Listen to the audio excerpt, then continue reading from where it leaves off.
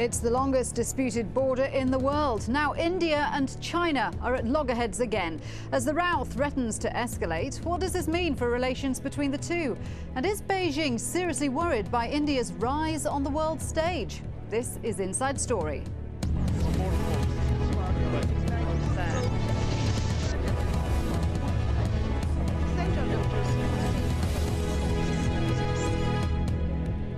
Hello there, I'm Shuli Ghosh. The decades-old row over a disputed border region between India and China is raising its head again. Officials on both sides are trying to play down reports of Chinese incursions and gunfire across the so-called line of actual control. But one thing is certain, India's National Security Council has called a high-level meeting to discuss Beijing. China is widely perceived to be hardening its position over the border issue, and many are wondering what that means for relations between the two countries. Hamish MacDonald has the story.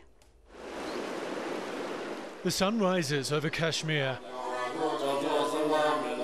As morning reaches the tops of the Himalayas, in the monasteries they continue their ancient rituals. This is Ladakh, for centuries part of an independent kingdom, now a piece of India. There are obvious cultural connections here with China, but if you believe the latest reports, it's more than just influence that Beijing wants. The Indian military has bolstered its deployment here after the Chinese army allegedly tried to grab land in a series of air and ground incursions. It affects the people who are living just on the border, because most of these people, they are nomads, So it's a big concern for them when such a thing happens at the border. It is a spectacular journey from Leh through the mighty Changla Pass to the border region around Pangong Lake. We've already passed about half a dozen military checkpoints. There's another just there, and we're not going to be allowed any further. The Indian military is incredibly sensitive about this issue. Where we're standing is very clearly in Indian territory, but those mountains on the other side of the lake are in China. And what makes this dispute so complicated is that there's no line of actual control. Nobody knows where India ends and where China begins. The two countries went to war over this region in 1962, and today we spot military boats still patrolling the waters. China and India share the biggest disputed border in the world. Separated by Nepal and Bhutan, it stretches from Arunachal Pradesh in the east through to Kashmir in the west. It was here, in the area near Mount Gir, on the 31st of July, that Chinese troops allegedly entered, painting the boulders red and writing China on them. It is a disputed border. There could be navigational errors. What we think are violations have taken place, and these are resolved by talking to each other. So India says it was probably only a mistake, and China says it never happened.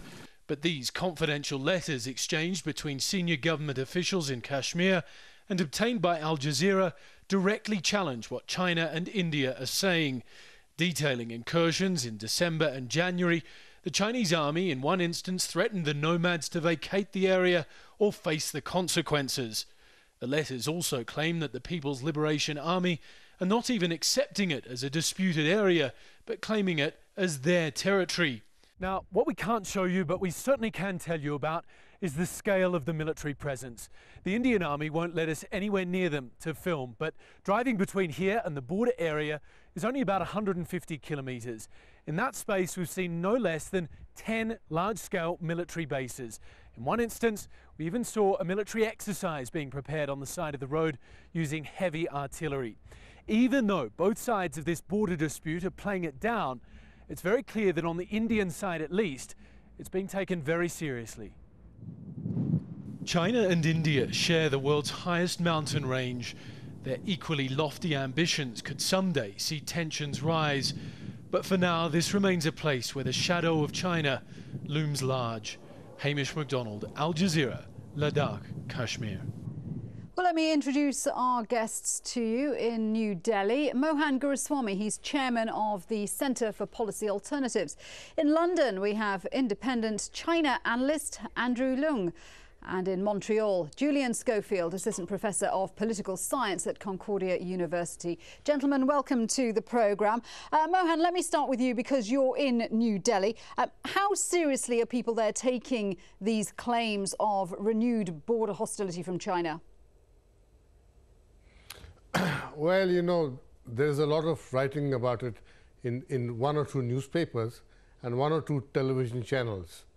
The government has denied any tension. The government has denied there has been any shooting incidents across the border. And the government has said that there is no cause for concern. The National Security Council meeting, which your correspondent alludes to, didn't take place. But hasn't India bolstered its troops along the border? I mean, we're told it sent in a squadron of attack aircraft and extra infantry, to the point that Beijing has protested about it. No. We've always had a corps in Ladakh and two corps in the east. We've always had air bases with fighter aircraft. Only thing now is our air force is getting modernized. We're getting new planes. So our new planes are being deployed also because the old planes are being mothballed. So you know you're going to have new deployments. You're going to have all these things taking place. The army is getting modernized. The telecom is getting modernized. So you know all these things are going to happen. But it doesn't mean you're going off to war. Julian, just fill in some background for us. There are a couple of troublesome regions, isn't there? I mean, there's Ladakh, which our correspondent Hamish MacDonald was talking about. There's also a border area called Arunachal Pradesh, which both countries lay claim to. I mean, how inflammatory is this dispute? Well, the Chinese claim in the Aksai Chin opposite Ladakh has more or less been satisfied. They acquired the piece of territory even before the 1962 war started. They pushed on to Chushul, where they were defeated by the Indians. So it's very peculiar that China's provoking a redelineation of the border there. The dispute is actually at the Nefa, or Arunachal Pradesh. But China can't hold that piece of real estate because when the winter comes in December, the passes fill in. And the Chinese soldiers have no way of sustaining themselves. So in 1962, they actually withdrew from that area. I mean, I frankly can't think of a strategic reason for China to push against India opposite Ladakh, because it's a very difficult terrain, and China historically did not do well against India there in 1962. I imagine this must be an exercise, and you have simply overzealous patrolling by the PLA. Andrew, what do you make of it? All this talk of Chinese incursions. So what's going on here? Well, I think first of all, both China and India have a great deal at stake to cooperate each other rather than confront each other. But on the other hand, there is no doubt some sort of a rivalry. So that's point number one. Point number two, as far as territorial dispute is concerned, it has been on the cards for a long, long time. I mean, that particularly very important province, Arunachal Pradesh, was a subject of negotiation even before the founding of the People's Republic of China. The so-called Mohan line was never accepted by the Chinese, and also it's not just a question of that particular province. It's not just a question between relations between China and India. It's the question of Tibet, because that province neighbors Tibet, and of course India houses the exiled government from Tibet.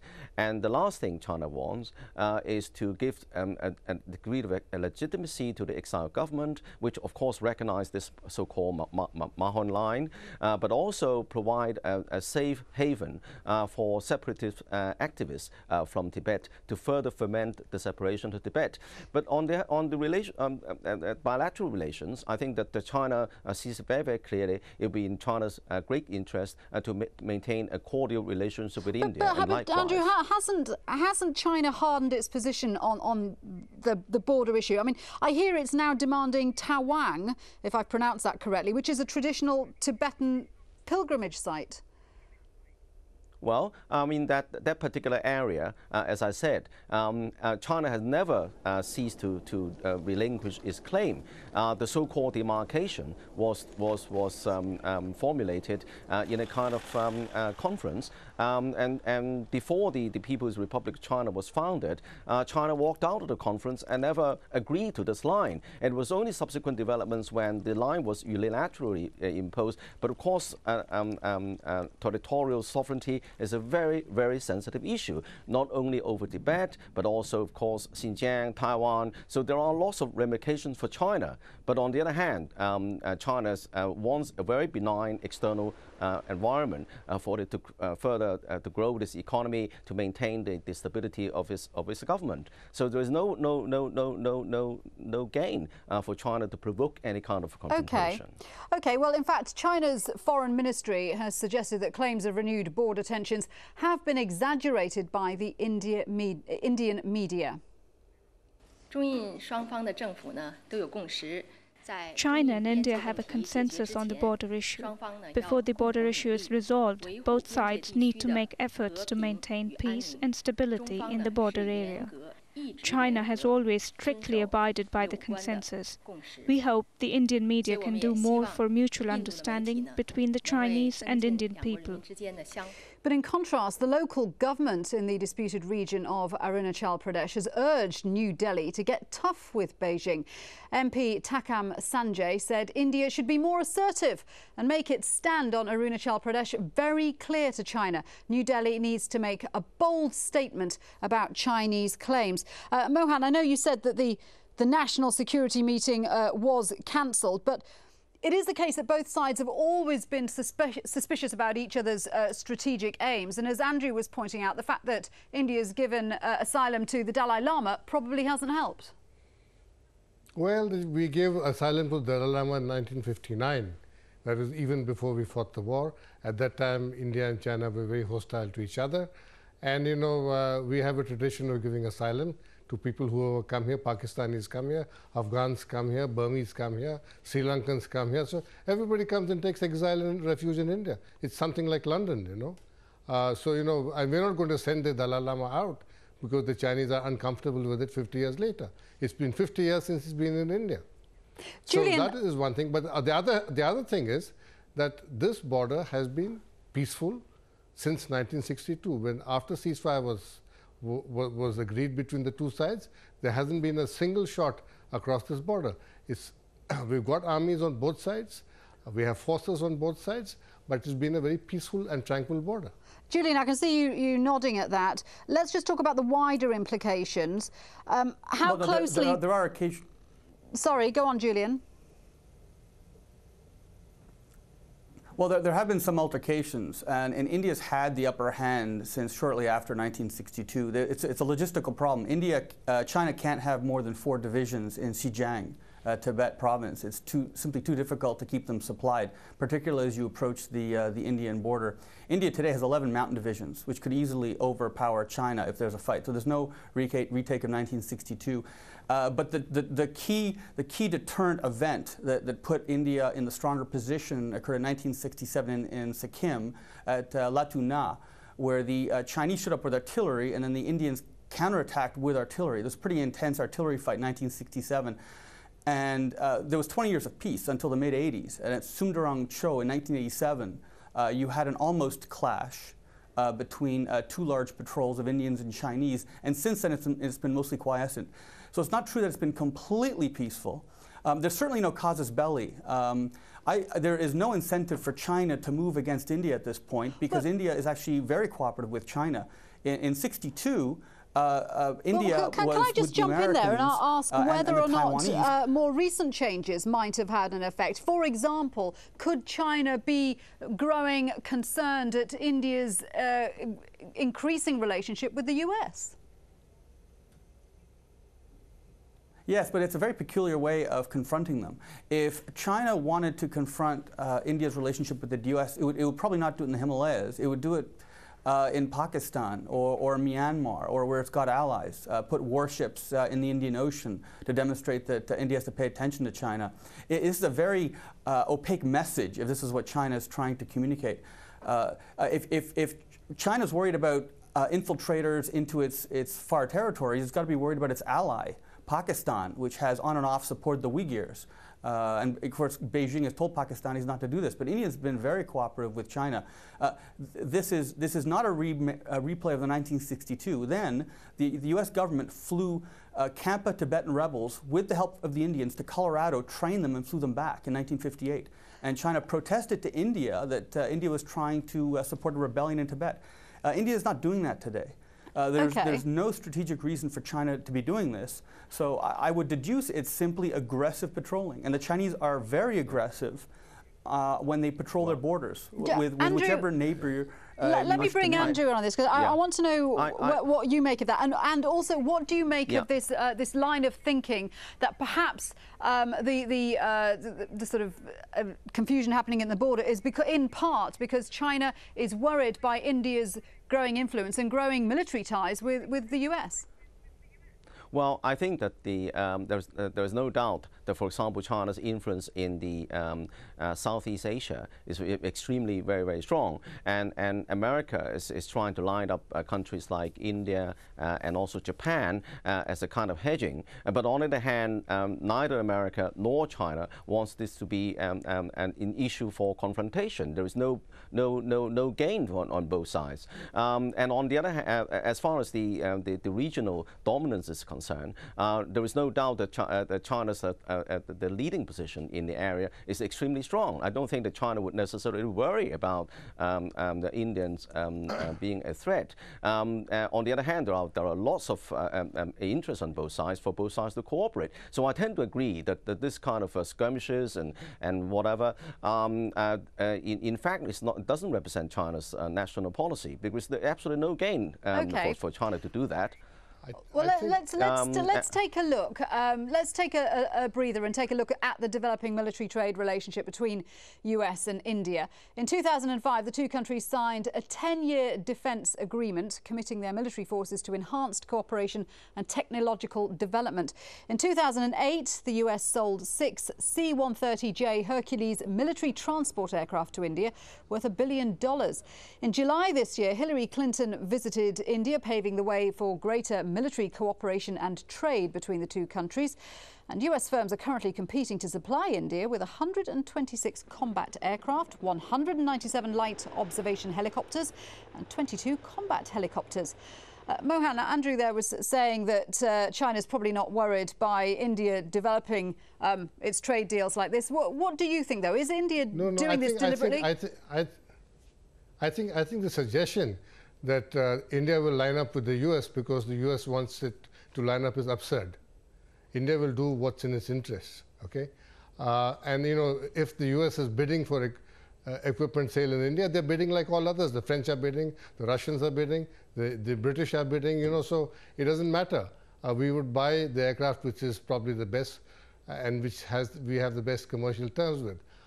So I don't see any growing US influence here. We've had a few more exercises, but it doesn't mean that we've become an American ally or an American subject state, you know, suddenly. But there's no doubt the relationship puts it on a different footing on the world stage, isn't there? There's no doubt that relationship with the US makes India a stronger nation. Well, I don't know. At this moment, I don't think that really matters. And at this moment, you know, there was a good personal equation between George Bush and the Indian leadership. I don't think that really exists right now. Mrs. Clinton came and she spent 5 days here, but 4.5 days were on theatre. And half a day he had one meeting and didn't really amount to very much here. So I think people are reading too much into this. Actually, I would worry about the US's entanglement with China. The Chinese have got $1.5 trillion in US bonds. They have a great trade relationship. They have surpluses building up with the US all the time. And this is something which is destabilizing the world's economy. I think US is really linked up with China, and it's very difficult for it to, you know, to take sides in the situation. Julian, what do you make of the relationship? I mean, presumably, given the current economic situation, the US, the last thing that the US wants to do is upset China. Yes, there is in the background a non-strategic relationship there. India is the largest democracy, and so automatically the U.S. is going to be very sympathetic to India, even if India is not going to reciprocate.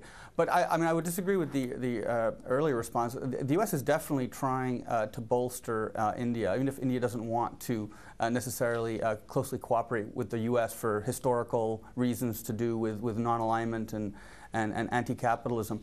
There's no question the U.S. wants to build up India in the same way they sort of tried to France in the late 60s and early 70s, particularly with the on and off agreement on civilian nuclear sharing. The U.S. wants India to keep up with China.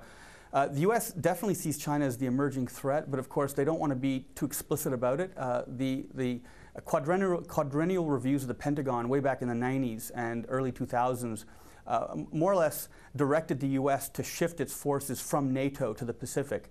And the U.S. has been doing that, but very slowly, because they don't want to provoke China. And India fits into that larger framework. So I would agree that, that there is a shift. The U.S. is definitely coming to South Asia to try to get India to be stronger, but it's very slow. Let me throw another nugget into the discussion. Examining last year's US-India civil nuclear agreement, Lisa Curtis of the think tank The Heritage Foundation concluded that China's attempt to scuttle the agreement was evidence for many Indians that China does not willingly accept India's rise on the world stage, nor the prospect of closer US-India ties. Andrew, is that true? Did China try and scuttle that agreement?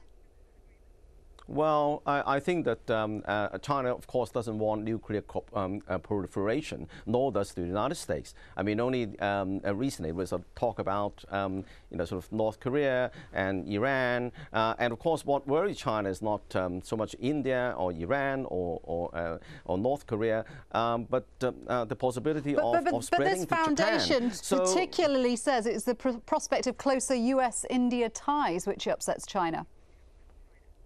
Well, I think that is the reality. I don't think that China, of course, takes into account the global position. America is both an ally and also a possible threat. But on the other hand, China is now very much enmeshed into the international order. There is no way that China can confront or completely change this international order. And it's very much in China's interest to work with his biggest partner, trade, economics, and so on, of America, and also with India. So I don't think that it will be in China's interest to provoke any confrontation with India at this stage. OK, let's go back to Mohan for just a last word on this, and particularly with regards to the border dispute that we started with. Well, I'll go back to the IAEA agreement on nuclear energy. China did try to scuttle it. There's no doubt about it. China has opposed India's entry into the Security Council, and the consistent trends, which the Chinese say is going to change in time. But we'll wait and see on that. But as far as the border is concerned, I think the two interlocutors on both sides, our National Security Advisor and the Chinese Ambassador Dai Bingguo, had a very good meeting a few weeks ago. The atmosphere was very good. The statements were very positive. Both sides said we made some headway. And the Chinese went back to Beijing and said that it's time now to have a full settlement. And let's hope something works out.